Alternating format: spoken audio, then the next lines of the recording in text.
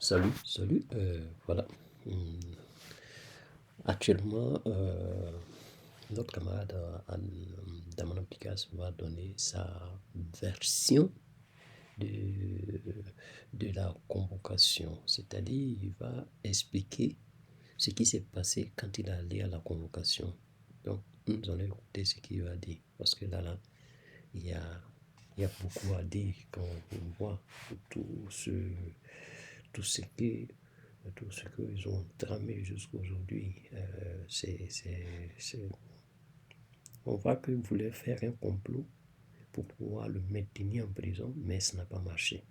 Et voilà qu'il est en train de déballer tout ce qu'ils ont comploté. Et ça,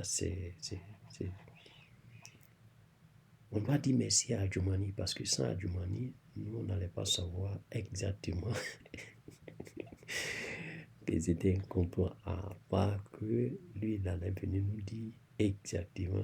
Donc, Adjumani nous a anticipé un peu les choses. Et c'est ça qui est intéressant. Donc, sans trop tarder, voilà pour la version de Picasso.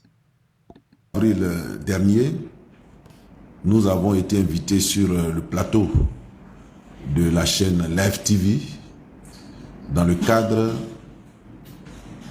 de la fête de la Renaissance. Ainsi, aux environs de 19h, nous nous sommes rendus au siège Live TV pour que cette émission ait lieu.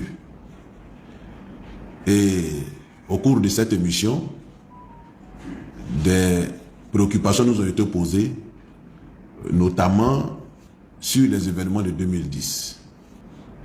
Et nous nous sommes évertués à donner les explications concernant ce qui s'est passé réellement en 2010.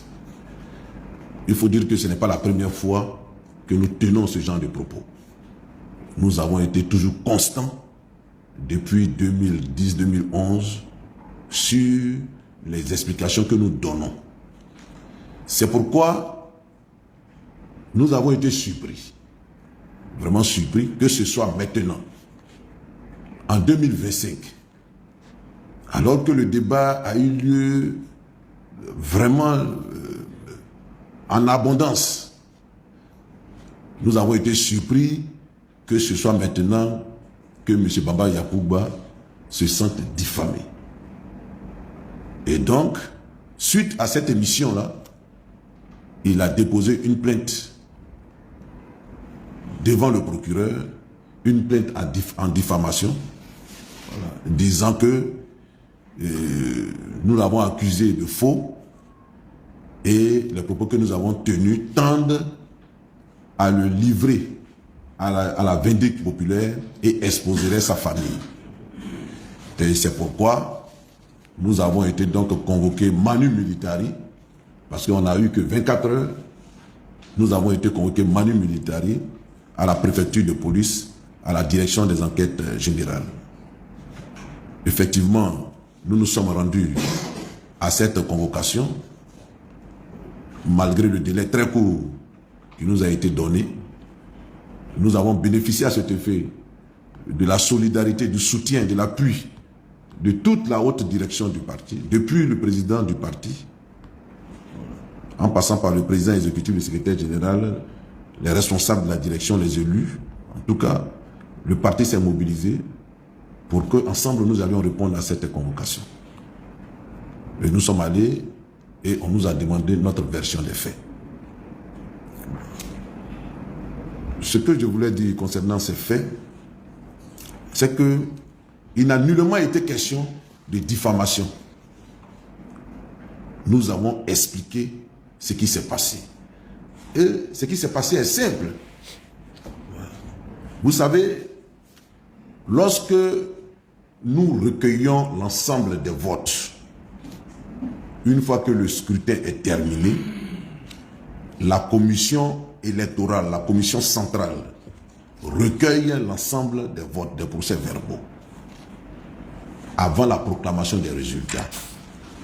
Mais nous avons un mode opératoire que nous nous sommes librement fixés et qui doit régir le processus de proclamation des résultats.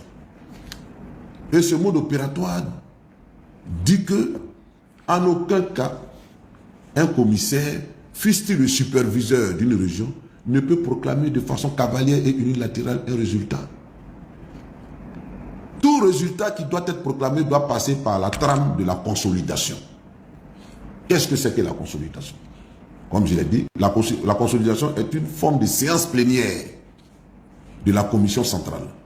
L'ensemble des 31 commissaires se réunissent donc et analysent les résultats. L'analyse consiste simplement à veiller à la conformité des chiffres qu'on annonce. Je veux dire quoi? Veiller à la conformité du nombre de votants, du nombre d'inscrits avec le nombre de votants, du nombre de suffrages exprimés à l'endroit de chaque candidat, des bulletins nuls, des bulletins blancs, voilà, avec le suffrage exprimé. De veiller à ce que les procès-verbaux ont été régulièrement signés par les représentants des candidats. Si cela n'a pas été fait, il faut le motiver. Voilà.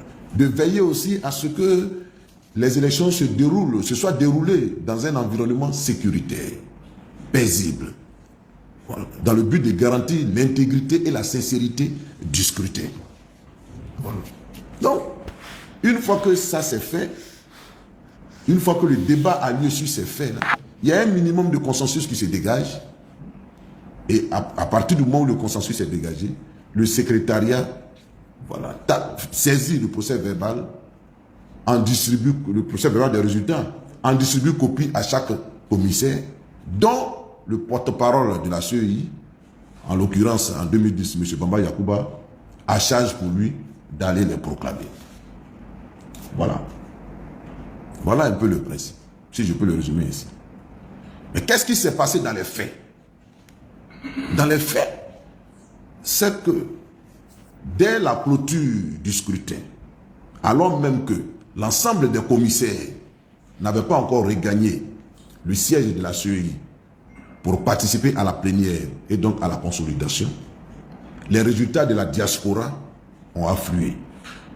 La diaspora, comme vous le savez, sont les élections qui ont lieu en dehors du territoire ivoirien. Et Bamba Yacouba a réceptionné tous les résultats de la diaspora.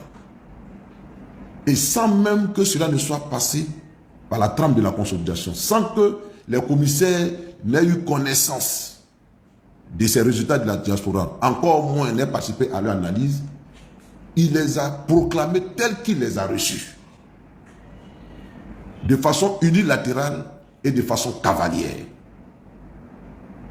C'était la première violation flagrante du mode opératoire. Deuxièmement, M. Bamba Yacouba, qui était le superviseur des élections en France, quand il a reçu les résultats, il n'a pas fait partager ces résultats-là en commission centrale. Il a proclamé de façon cavalière et unilatérale les résultats de la France. Que dit, quand je dis proclamer, il a pris sur lui la responsabilité d'invalider le scrutin en France. Dans toute la France, il a invalidé le scrutin. Voilà. Et donc, il s'est arrogé des droits, des compétences qu'il n'avait pas, que le mode opératoire ne lui donnait pas. Et il s'inscrit dans une logique de violation des règles que nous sommes fixées. Voilà. Et lorsque nous l'avons appris, puisque quand les informations sont tombées dans le domaine public que nous l'avons appris, à la commission centrale où nous sommes réunis, on lui a fait ce reproche. Il a reconnu les faits. Il a présenté ses excuses. Et il a promis que cela ne se répéterait plus. Et donc, nous en avons pris acte. Et quand les commissaires sont rentrés, nous avons commencé le travail de consolidation à proprement parler. Dans les régions du sud de la Côte d'Ivoire, on n'a pas eu trop de problèmes. Très tôt, nous sommes parvenus à un minimum de consensus sur des régions du sud. Par contre, dans les régions du nord, il y a eu beaucoup de problèmes, beaucoup de difficultés. Et ce qui a attiré notre attention, c'est la région de la vallée du Bandama. C'est celle qu'on appelle aujourd'hui la région du Beke. La région de la vallée du Bandama, c'est-à-dire le département de Bouaké et de Katiola. Là-bas, Bamba Yakuba était le superviseur des élections.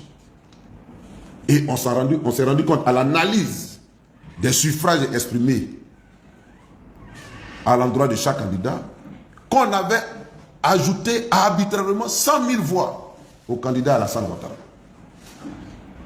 Et tout le monde l'a vu, l'a constaté. Et quand on l'a fait remarquer à M. Bamba Yakuba, tout honteux, il a trouvé comme réponse, même si on enlève les 100 000 voix dans le total des voix de M. Ouattara, il est toujours vainqueur des élections du deuxième tour. Voilà comment il justifie ça. Et nous, on s'est dit non. Quand on enlève les 100 000 voix, on vérifie en profondeur tout ce qui s'est passé dans le Nord. Parce que ça, c'est un indice.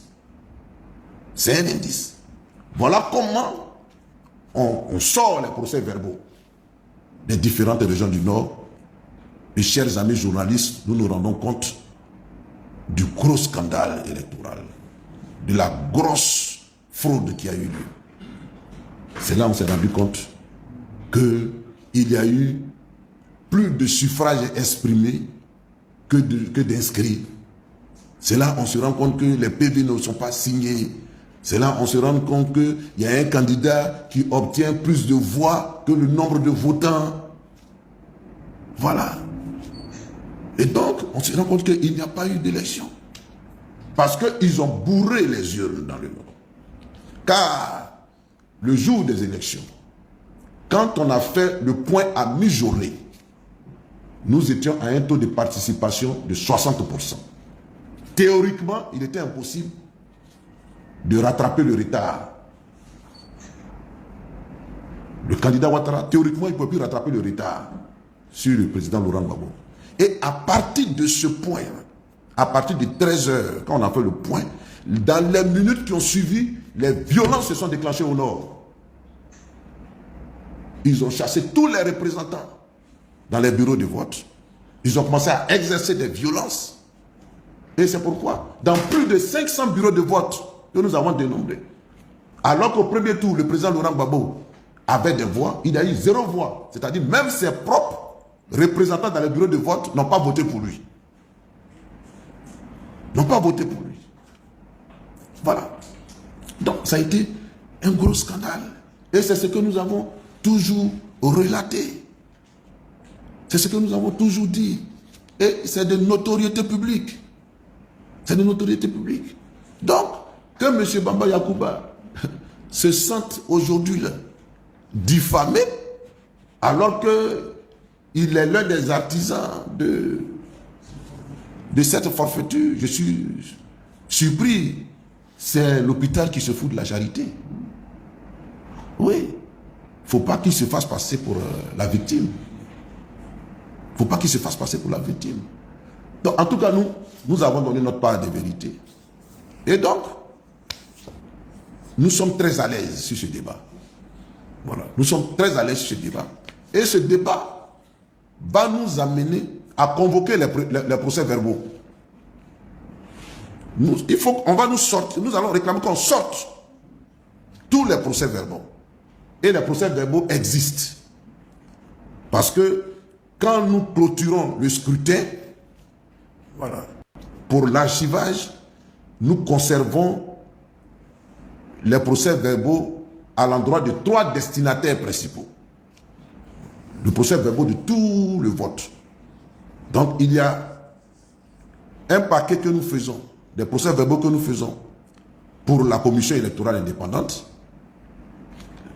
Il y a une copie des procès-verbaux que nous faisons pour le représentant du facilitateur, qui est M. Baldini, qui représentait M. Blaise Compaoré. Donc, lui aussi, il a ses procès-verbaux.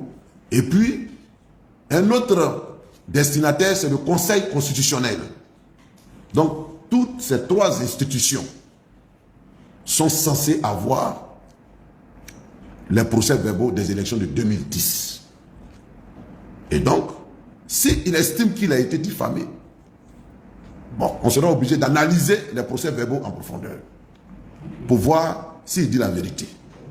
C'est à partir de là qu'on saura vraiment s'il est diffamé ou pas. Donc, nous sommes très à l'aise. Nous sommes très à l'aise parce que ça va permettre à l'opinion de se rendre compte de ce qui s'est réellement passé en 2010. Voilà. Les vérités qu'on cachait, ça va nous permettre de les découvrir. Et on verra bien qui est détenteur de la vérité, qui est diffamé, qui est méprisé. Voilà un peu, mesdames et messieurs, ce que nous avons déclaré hier devant la direction générale des enquêtes, enfin la direction des enquêtes générales de la préfecture de police, où nous avons été manu militari convoqués.